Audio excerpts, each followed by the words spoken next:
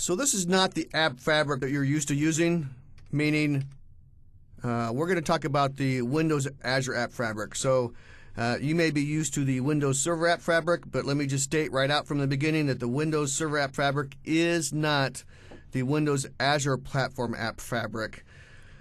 So in simple terms, the Windows Azure App Fabric is a comprehensive cloud middleware platform that lets you develop, deploy, and manage applications on the Windows Azure platform simply by providing a high-level platform as a service capabilities on top of the familiar Windows Azure application model.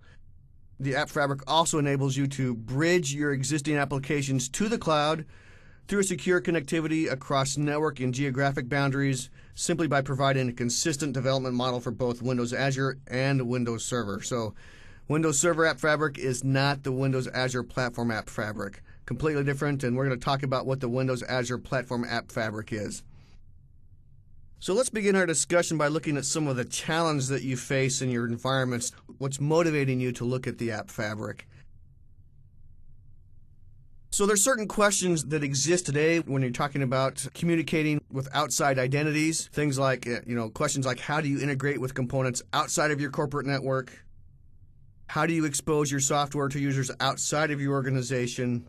And if you can expose your software outside, can they use their existing identities? Can they use their social identities like Facebook or other social type identities? And what about smaller non-enterprise type customers, those that may not have an Active Directory type of platform? How do you deal with those and how do you communicate with those? And there's always the challenge of latency and communication latency.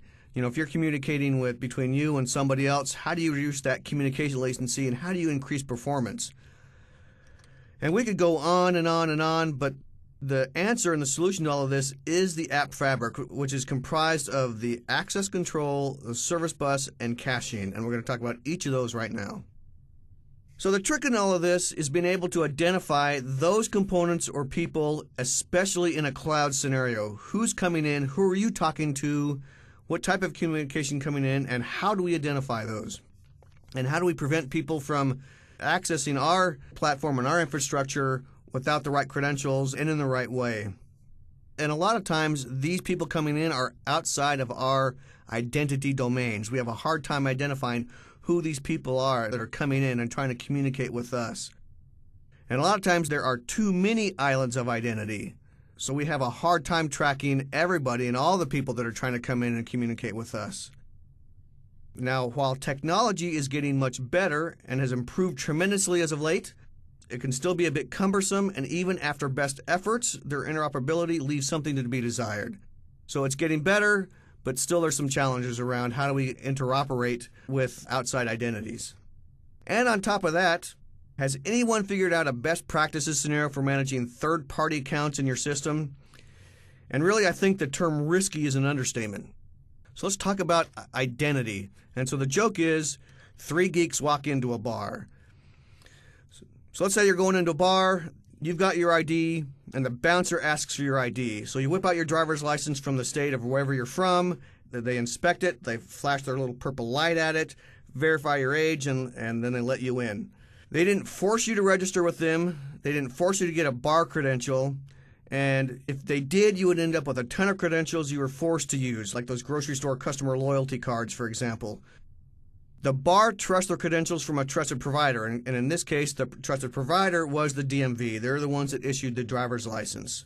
And then they have their ways to validate these credentials, meaning they have their little purple light they flash over that says, yep, this is valid, and so you can come in. This is how identifying identity works, and it's the same concept in the Windows App Fabric platform. So we talked about the different scenarios and the different components of the Windows App Fabric, the access control, the service bus, and caching. So let's start talking about the access control and what is the access control. So the concept behind access control is to provide an easy way to deliver identity and access control functionality to web applications and services, including integrated single sign-on, all while integrating with standards-based identity providers, including enterprise directories such as Active Directory and web identities such as Windows Live ID, Google, Yahoo, and Facebook. The service enables authorization decisions to be pulled out of the application and into a set of declarative rules that can transform incoming security claims into claims that applications can understand. So these rules are defined using a simple and familiar programming model, resulting in cleaner code. It can also be used to manage users' permissions, saving the effort and complexity of developing these capabilities. Right now, version 1 of the App Fabric is available in production. Version 2 is available in the App Fabric Labs. So how does this work? Let's take a look at a simple example in which we have our players, who are the browser, the identity provider, the access control, and our application. The first step is for the browser to request a resource from the application, at which point the application redirects the request to the identity provider, which is in this case the browser. The user enters their credentials to log on and submits those credentials back, which is then handled by the identity provider. This identity provider then authenticates the user and issues a token and sends that token back to the browser to be redirected back to the access control service. The browser then sends the token to the access control service, who then validates the token, applies any rules it needs to apply, and issues its own token, so the access control token. The request is then redirected to the RP with a new access control token, who then sends the new access control token to the relying party, which in this example is the application. The application then validates the token, or the access control token, and then sends the response to the browser stating that the user has access to the appropriate resources and they're good to go. So after all of that, why would we use the access control? Well, there's several reasons. One, using Active Directory or other standards-based directory systems, you can create user accounts that federate existing identity management systems. You have very granular user and group control within your application, and you have equal security and control as that of the service bus connections. So now that we understand why we would use it, what are some of the benefits of using the access control? Well, you have rule-based authorization providing federated identity and access control. You have flexible standards-based services that support multiple credentials and parties. And you have the great ever-so-friendly .NET Framework programming model with WCF support. There are a whole slew of access control features, but let's mention just a few. There's support for Active Directory and other identity infrastructures with very little coding. You have multi-credential support, including X509 certificates, REST-based protocol support, and you have application and user request validation through data and connectivity services. And finally, you can have application and user request validation through data and connectivity services. Now, one of the great supporting features of the access control is the support for OAuth. OAuth is an open protocol to secure API authorization in a simple and standard method from desktop and web applications that have been defined by Microsoft, Google, and Yahoo. It also provides a process for end users to authorize third-party access to their server resources without sharing their credentials using user agent redirection. You can read the spec here at groups.google.com/group/OAuth-wrap-WG. The key here is that it is not XML based, but it is REST oriented. So if you use REST and no REST, you're golden. Another one of the great features of the access control is the support for simple web tokens. The access control uses simple web tokens quite extensively. So the way it works is the access control focuses on authorization for REST-based web services and the App Fabric service bus. So as such, one of the key features of the access control is the support for Web Resource Authorization Protocol and simple web tokens. An App Fabric access control exposes a single endpoint that issues tokens. It accepts a plain text token request, a signed token request, and SAML token requests, and always returns a simple web token. The key here is when you're dealing with the simple web token, the authorization actually resides in the header or query string or the body, as shown here in the sample. Okay, enough about the access control, because we could be talking about access control all day long. So let's move on to the service bus. The whole purpose of the service bus is to provide a secure messaging and connectivity capabilities that enable building distributed and disconnected applications in the cloud. So this is where your communication comes into play. How do we communicate securely and safely between disparate systems and disparate technology. This is where the service bus comes in.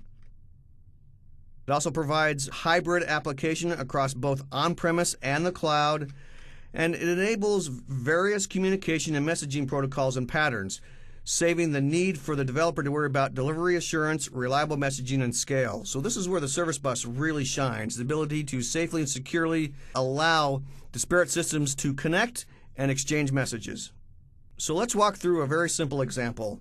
This example illustrates how the service bus and the access control service enables communication between hybrid applications. In a typical scenario, both the data center and the partner will have mechanisms in place that will prevent direct communication between both parties. In this example, a firewall.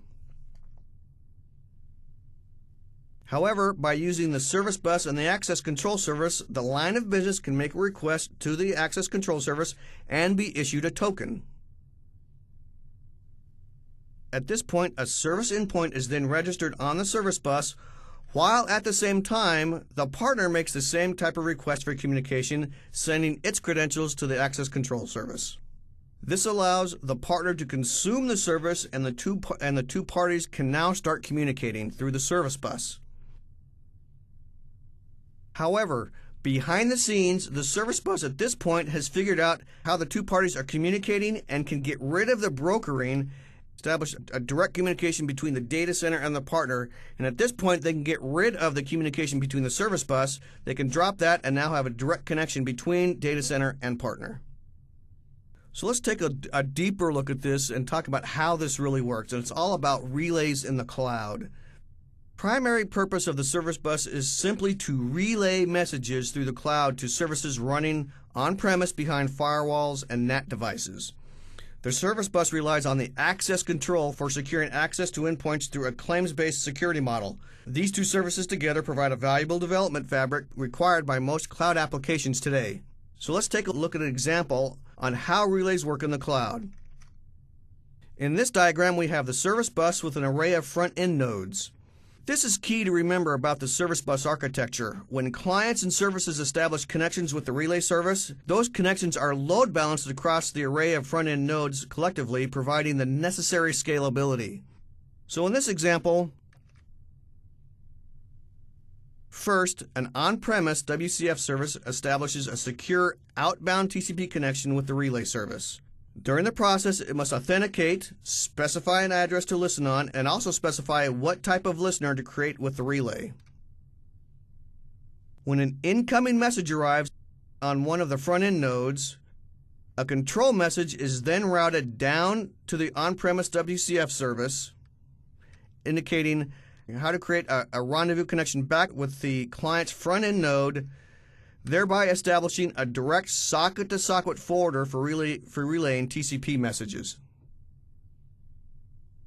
Now, how does that apply in a hybrid scenario? And in a hybrid scenario, we can use the net TCP relay binding to provide this hybrid scenario. And this is the same hybrid scenario we talked about at a high level a few slides ago.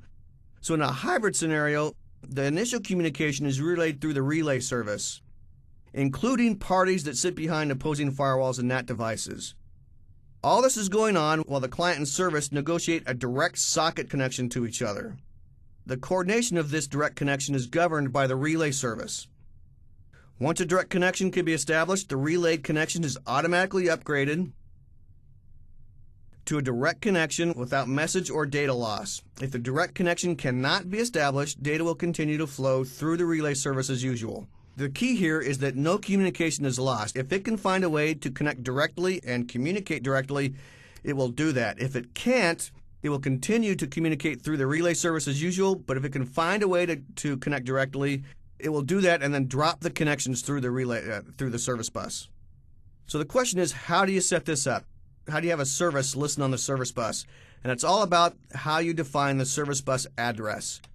And then you enable the access control service authorization behavior, and then you use a relay binding. So here's an example. We set the endpoint address, we set the authorization behavior, we set the binding, which in this case is the net TCP relay binding, and then we set the contract. So again, remember earlier on we said this is all about WCF.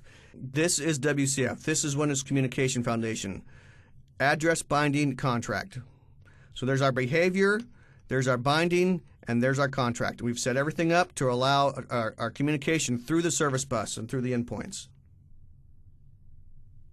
And even though you've set your address, binding, and contract, you do have to supply the credentials. In other words, issuer name and the issuer key.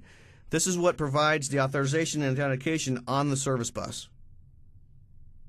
And from a client perspective, it's really the same thing. It's just a service bus address and binding that uses a specific behavior. So again, there's our name, there's our address, there's our binding, and our contract. So really, again, WCF, same thing. And along with that, just like the other side, they have to specify a name and a secret key to be able to communicate. If we were to list all the service bus features, we'd be here a while. So let's just talk about a few. One of the key features is the ability of services to be discovered regardless of their location. So if I've got a service, it can be anywhere, and that service can be discovered regardless of where I am. And the same thing with other people's services. Because that service is up on the service bus, I can discover that because that service is really located anywhere. There's also support for full duplex sessions and support for bidirectional communication. I can have multiple publisher and subscribers that can use the management and distribution systems concurrently. Support for REST and HTTP access support for non.NET platforms. And an important one here is anonymous access to services if you allow it. If there's a need for a non-specific user to come in, or in this case, anonymous access, you can provide the ability for anonymous access, but only if you permit it. All right, so the last part of the App Fabric is caching. So let's talk about caching for a minute. Caching provides a distributed in-memory application cache service for Windows Azure and SQL Azure applications. Microsoft has really put a lot of time into this to make it easy to use and very simple to administer. So really, end users don't have to bother with any configuration or management. It's just almost a plug-and-play scenario. It provides applications with high-speed access, scalability, and high availability to application data. And so these capabilities are provided entirely as a service, so no installation or management of instances. I can dynamically increase and decrease cache size as needed, so it's very flexible. What makes this strong is that it is based on the Windows Server App Fabric caching. So we can actually take advantage of that caching, and so that's because it's built on that, we've got a more granular control and better flexibility as to the caching within the Windows Azure App Fabric. Now again, we said this earlier, caching is currently available in the App Fabric Labs portal as a CTP. When we're talking about caching, we're talking about latency, and latency is a measure of time delay experienced in a system. So let's talk about this in this diagram. This diagram illustrates the trade-offs between the three most basic elements involved in storing and manipulating data. The basic idea and principle is that memory on the local machine provides the fastest data access with the lowest latency. Keep in mind, however, this is limited to the amount of usable and available memory on the machine. Now, as we look at this, we can say that disk is obviously the cheapest and largest store, while memory is the most expensive and thus the most constrained in terms of capacity. But this is where caching service really comes into play. The caching service balances the various elements by providing the service as a network service to access a large chunk of distributed and shared memory across multiple computer tiers, while at the same time providing an optimization with the local cache feature. This optimization enables a subset of the data to additionally reside on the local machine. So even more importantly, the complexity of maintaining consistency between the local cache and the cache tier in the service is removed. So you don't have to do any manual maintaining of the local cache. It's done for you. This is all handled by the App Fabric cache. So again, a few bullet points about the caching features. Pre-built ASP.NET providers for session state and page output caching. You can cache any management object with no object size limits and no serialization costs. These caching features easily integrate into existing applications with very little code. Provides a consistent development model across both Windows Azure App Fabric and the Windows Server App Fabric. And it provides a secure access and authorization through the Access Control Service. In this lab, we're going to create a WCF service and expose that service via the service bus. And then we're going to create a client application which will consume that service through the service bus. But before we get started, the first thing we need to do is to create our App Fabric project. And this is done by going into our Windows Azure portal and configuring it there. So let's open our management portal. And we do that through the service bus and access control and caching node. So as soon as we select that, we're presented with the App Fabric project, and we have the access control and service bus, but we have nothing configured, as you can see. So the first thing we're going to do is define our project. That entails creating a new namespace. So we can really select either one of these. So let's select service bus and click namespace, new namespace. And really it says, okay, what are our available services and what do we want to include in this namespace? And for this demo, we're going to include all of them. And then we need to give it a namespace. So I'm just going to call this app dev namespace. Just to be safe, let's check its availability. It's available. The next step is to select our region. So we're going to select the North Central region, our subscription, and then we're done. So we don't need to select the connection pack size or anything like that. We've got everything configured the way it needs to be for us to do our demo. So we'll click Create Namespace. You can tell it's activating. So while that's going, we'll come back to that because we need to get some information off of this as soon as it's ready. Let's start creating our project. Now before we get started, the first thing we need to do, let's minimize this. Let's open Microsoft Visual Studio. But before we do this, we need to make sure that you have installed the Windows Azure Platform SDK. This is what's going to provide us the tools we need to communicate through the service bus. So if you haven't already done that, download that from here, install it. If you're running 64-bit or 32-bit, either one of these is what you need. So as soon as you install that, you're good to go. We've already installed it here, so let's fire up an instance of Microsoft Visual Studio, and let's run that as administrator because that's going to be key for us. So let's run that. And we're going to create a new project. And we're going to create this new project. It really is going to be a Windows console application. So we're going to do two things. Let's name the project name Service.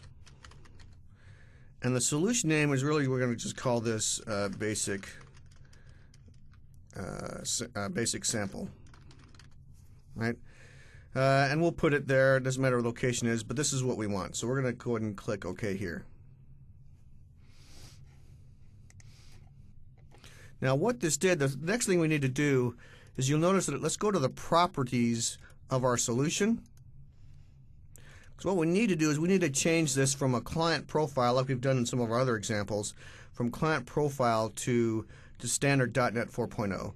It's going to say, hey, you need to reload your project, so go ahead and click yes, that's fine. The next thing we need to do is add a few references to our project. So let's expand the references node. And these references are really in two different locations. So right mouse click on references, select add reference, and we're going to add two. The first one is a standard .NET, and the other one we really need to browse to. So let's browse to that one first. And it's in the C drive in Program Files. And if you scroll all the way down, you'll see the Windows Azure App Fabric SDK folder. Let's go in there, we'll go 1.0. And in the Assemblies .NET 4.0 folder is a file called Microsoft.servicebus.dll. This is one of the files that we need to create a reference to. So double click that. It adds that.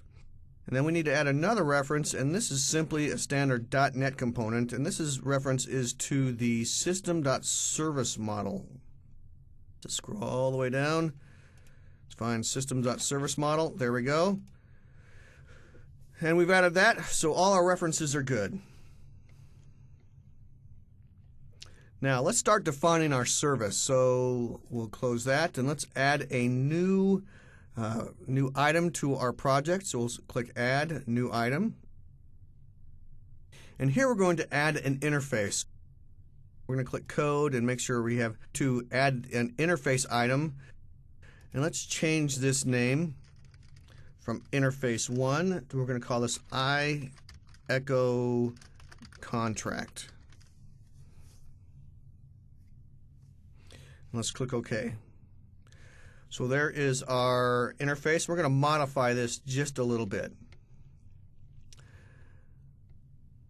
The first thing we need to do is we need to add a reference up here. So using system.serviceModel. And the next thing we need to do is we need to make this interface public. I'm going to say public interface. This is going to be exposed publicly, so we need to make this public. And we're doing that because we want to indicate that the interface defines a service contract in the WCF application, right? So we're going to make this a public interface. So now that we've got our interface, the next thing we need to do is add some attributes to this interface. So we're going to define this as a service contract. And we're going to say name equals echo contract, and use the namespace. And here what we're going to say is we're going to add this to, we're going to define a namespace for this. We're going to say http://samples.microsoft.com service model /relay. All right, so we defined the contract name and the namespace for this contract. Let's save what we've got so far. So the next thing we need to do is in our interface is define the echo operation. Basically, we're defining a public method that's going to be exposed on the endpoint service. And this is going to be part of the service contract. So here we're just going to say, we're going to define an operation contract and simply say string echo string text. This is going to take some text and we're going to echo that back. So we've defined our WCF service, but now we need to define the class that implements this interface. So we've just finished implementing our service interface, but now what we need to do is create the class that implements this interface. So let's go back to our project and let's add a new class. We'll just say new class. Or let's just add a new item. We'll say code. We'll add a new class. We're going to call this class Echo Service. All right, there is our class. So now we need to make a few changes to this one as well. So again, up here we need to, for our statements, we have to add a using statement. So using statement to the same thing, system.serviceModel. We're done there. Now this also needs to be public, but obviously again this needs to inherit from our I_echo contract, right? Because this is inheriting, or we're implementing that interface. Now before we go any further, we also need to define the behavior of this service. So here we're going to say service behavior, and kind of do the same thing here. So the name is going to be echo service,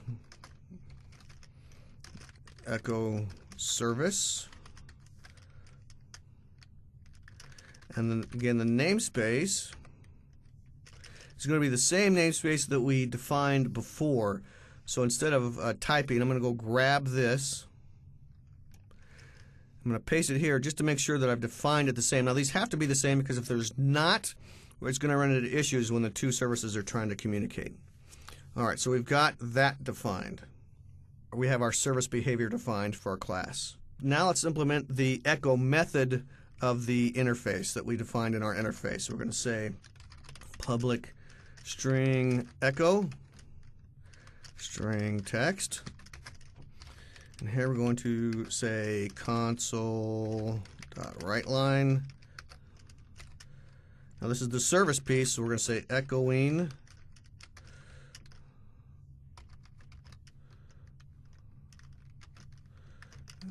the text that is passed in, and then we're going to return that text. We've implemented the echo method for the I_echo contract interface, and so we're receiving some text. We're going to echo that text back. Now, we're still not done because we haven't written the code to host this in the service bus itself. This is just the WCF contract or WCF service that we've created, but now we need to write the code that will actually host this in the service bus. And we're going to use the net TCP relay binding, which is one of the bindings introduced with the service bus, so we're going to use that. So we don't need these anymore.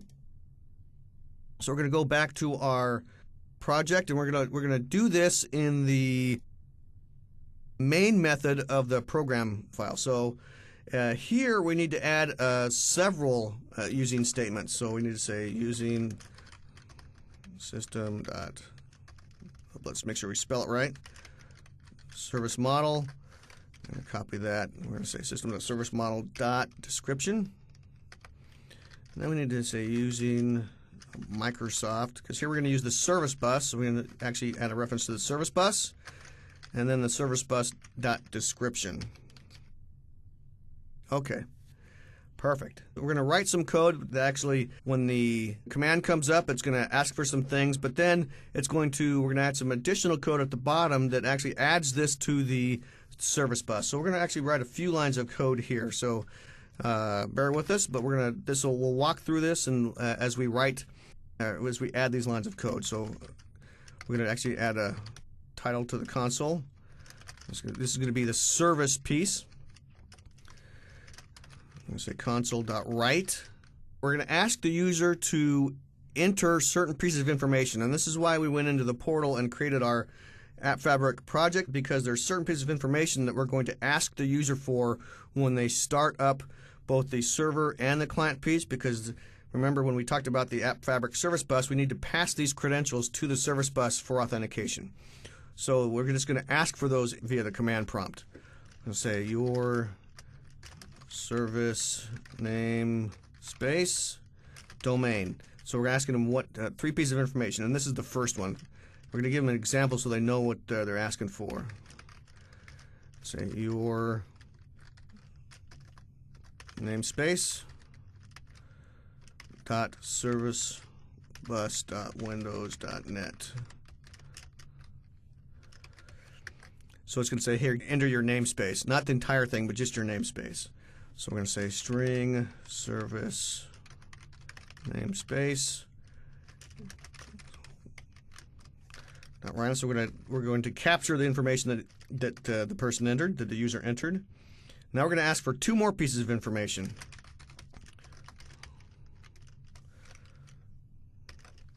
We're going to ask for the issuer name. So we need to define a new string issuer name equals, save us some typing here. And we're going to do the same thing. We're going to ask for, let's just do this. We're going to ask for both issuer name and then the secret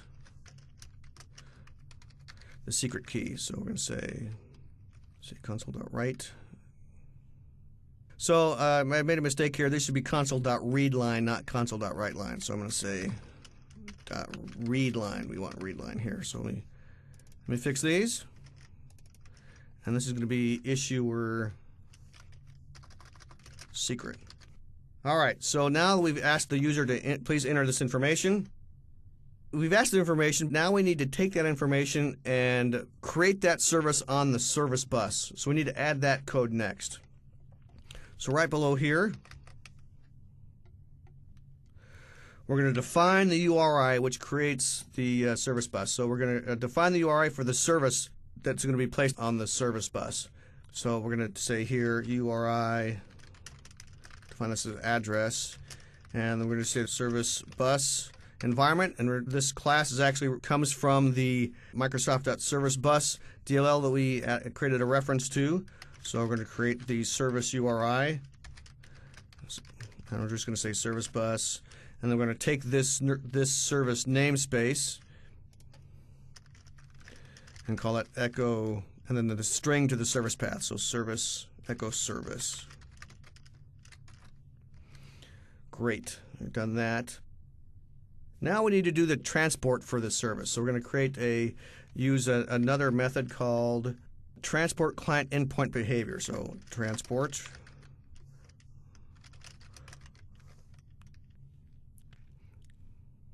client endpoint behavior. And we're going to call this the shared secret service bus credentials. Oh, let's spell that right. Credential equals new behavior. Because this is from here we're going to start defining the credentials that are passed in from what the user typed in. So here we're going to copy this and we're going to say the credential type is the shared secret, meaning we're going to pass in the secret key that we created earlier. And then we're going to say dot credential type dot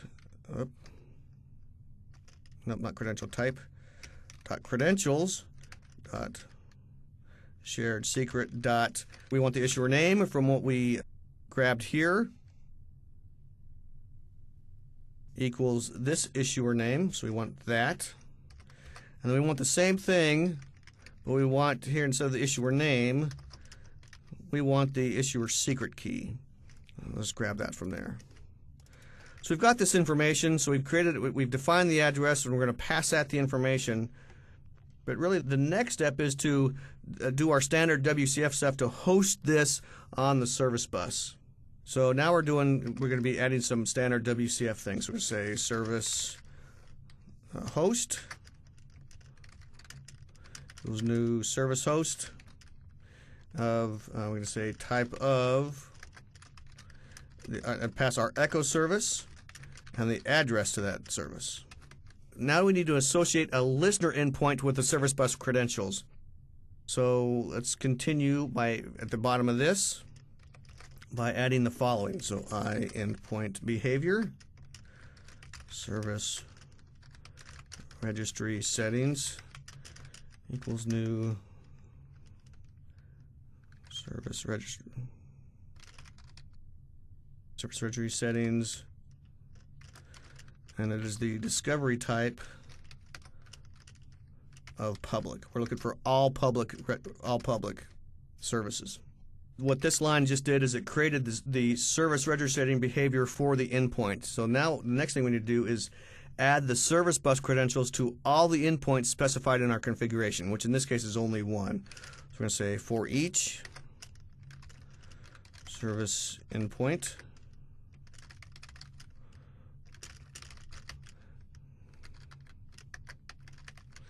endpoints.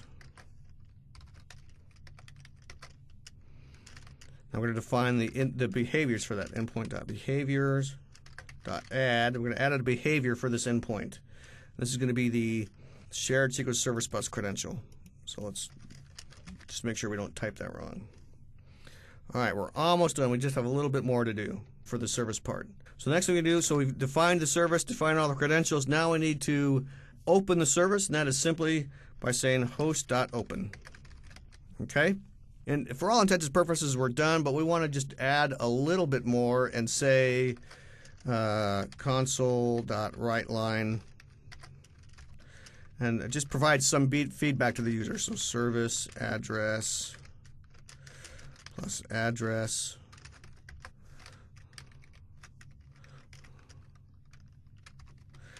press enter to exit. And here we're going to say console.readLine.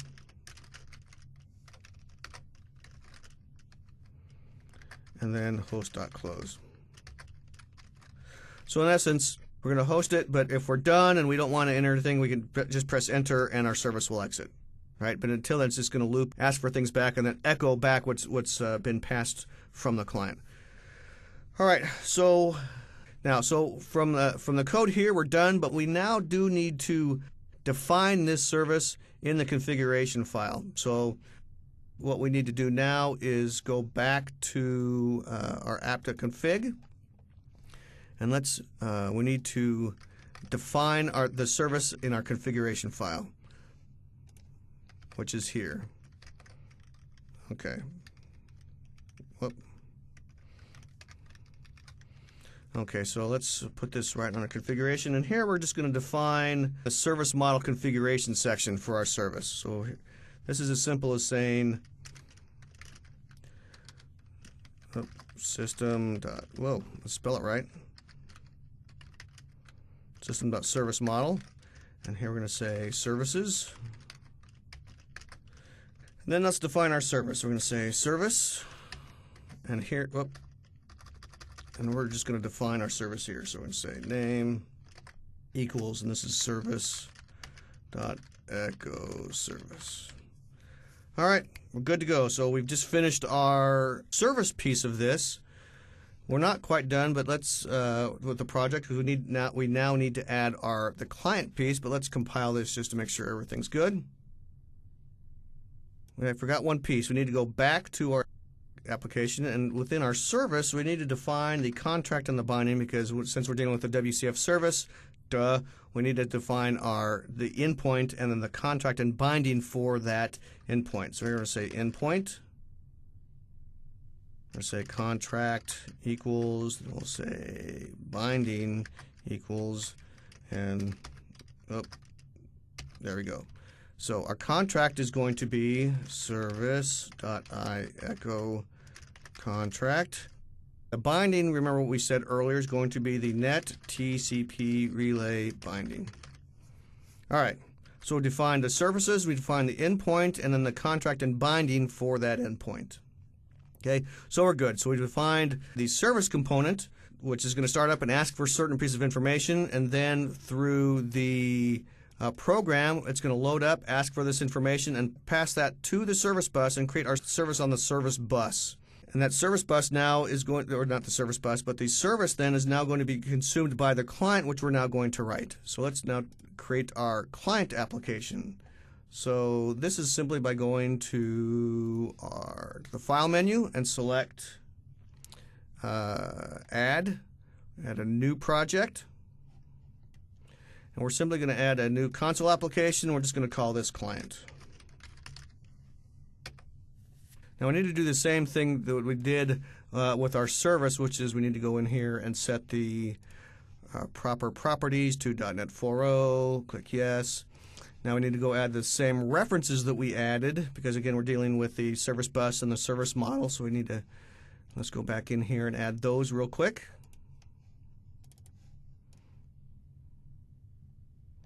The SDK 4.0, we'll add that. And then we'll add a reference to the service model. So too far. System.service model. All right. So the first thing we need to do now is create the Echo client proxy. So we're going to right mouse click on our client, and we're going to add a new item. We're going to create a new interface here. So let's create a new interface. We're going to call this interface Echo proxy. And up in here, we need to do the same thing. We need to say, add the using statement for the system.service model. Now we're going to define the interface. We're going to change this up just a little bit. This also needs to be public. And we're going to call this iecho contract. And we're going to make this a service contract. So service contract. Again, the name is going to be Echo contract. And our namespace,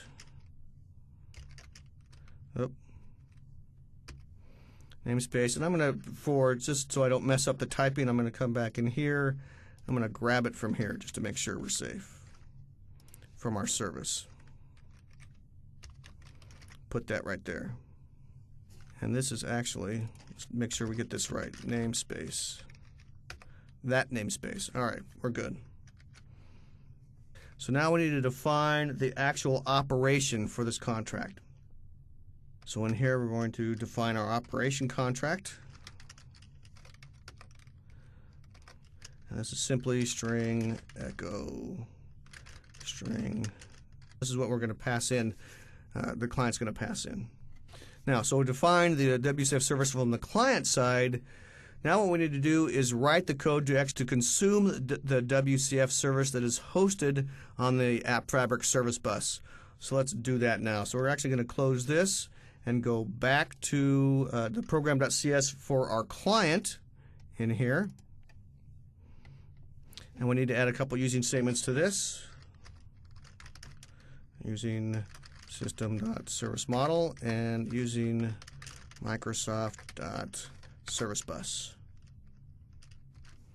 So this is going to be the same thing. So if you are starting to get a picture of what's going on, we're going to have the service piece that's waiting for it to receive some information, and that's a DOS command window. The client is also going to be a DOS command window, and we're going to input information through the client command window, which will be echoed back from the server. So we need to, when this starts up, put some code in the main method to prompt the user for information. And we're really going to be prompting the user for the same information as the service, but one more additional piece of information. Let's add that right now. So you'll see that this code is going to look a little similar to what is in the service, but there'll be some differences. So I'm going to say console.title equals, this is the client. And we're going to do the same thing. Let's go back, and so we're not typing a lot of stuff. We're going to go back to the program. Let's grab some of this, and we'll change what we need to change. We'll change anything that needs to be changed. So we're going to say your service namespace, which it's going to actually prompt for the same information. And we're going to grab that. And the same thing, we're going to ask for the issuer name and the issuer key. But what's different here is we're going to define the same transport behavior information, but also we're going to create the channel factory to loading the configuration, apply that to the service bus, and then create and actually open the channel. So let's do that now. So same thing, we're going to say transport endpoint behavior. Same thing, shared service bus credential. It's kind of the same code. This will be really quick. Credential type, shared secret. Same thing, credentials dot shared secret.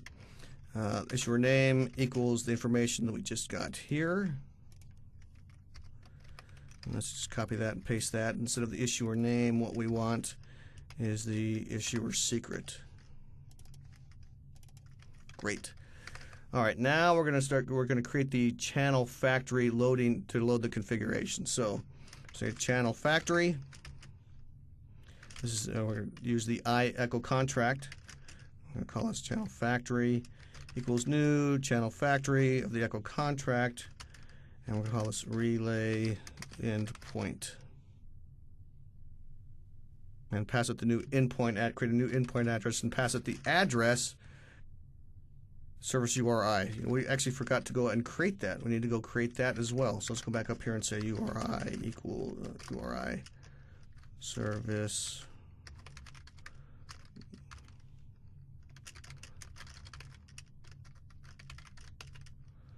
service bus environment dot, kind of the same thing. So SB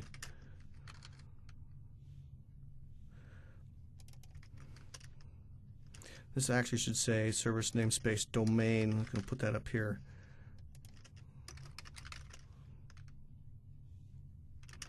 And then echo service. All right. Take the URI and make sure it's this URI. All right, so we've created our channel factory. Now we need to apply that to the service bus. We need to apply the service bus credentials. I'm going to say channel factory.endpoint.behaviors.add, and we'll pass the shared secret service bus credentials. Just either one of those. Then the next step is to create and open the client channel. So simply we say I echo contract channel equals channel factory.create channel. And then we need to say I communication object of the channel we just created. And let's open that channel. All right, just a little more code. So the next thing we need to do is add code to request the user to enter a message to be sent to the user. So we're basically saying let's prompt that and then send it. Prompt the user to enter information, and then we'll send that to the service, and then the server service will pick that up. So here we're going to say console write line. Oop. I'm going to say, look, ask the user to enter some text to echo, or press enter to exit. String input read line, and we're basically going to say, while it's not empty, send that to the service. While it's not, the string.empty. Let's scroll up here a little bit. We're going to wrap this in a try block, a try catch block. So we're going to say console.writeLine, and we're going to get back what the server sent back to us. So the server piece is actually going to echo back what we typed, and we're going to display that as well. So we're going to say server echoed that, and then channel.echo input. And then let's just put a nice catch statement down here just for best practices.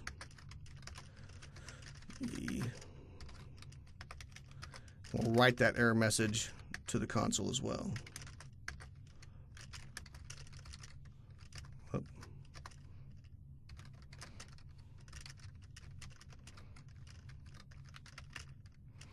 E.message. All right, and then right below here we're going to say input equals console.readline. Now we've got this. The next thing we're going to do is add some code that will close both the channel and the channel factory when we're done with it. So right below here we're going to say communication object of the channel. And let's did I spell that wrong?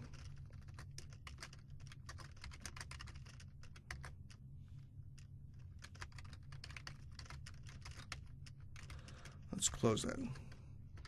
Then we'll close the channel factory. All right. Now we're almost done with the client. We need to do the same thing with the client that we did with the services. We need to now add the endpoint and binding configuration for the proxy. So back in our client, we're going to open the app.config. So let's make this a little better, make this a little more readable here. And right under our configuration, we're going to say the same thing. So system.service model. Then in here we're going to define the client and the endpoint. So we define the client. Now we just define the endpoint. And really the name, let's do that again. Name, and then the contract, and then the binding, and we'll close that. So our name is simply relay binding, or sorry, that's not right. Relay endpoint. The contract is client.iecho contract. And our binding is simply the same thing, net TCP relay binding. Perfect. So we've built our service, we've built our client. The service will create a service and host that on the service bus, make that available, expose that available to any client. The client will then go up and consume that service. And at that point, we can start communicating. Now, before we get started, let's Build these, make sure there's no errors. Oh, yep, there is an error. Where did we do that? There we go. We forgot a closing parenthesis, so let's build this again. There we go. Now, what we need to do is, before we grab this, let's go back to our portal because we need some information from this portal. All right. And the information we need is actually here. We want the default key. We want this piece of information, and we want this piece of information. So I'm going to copy this to the clipboard, and that I can remember. And we also need our name. So it's app dev namespace.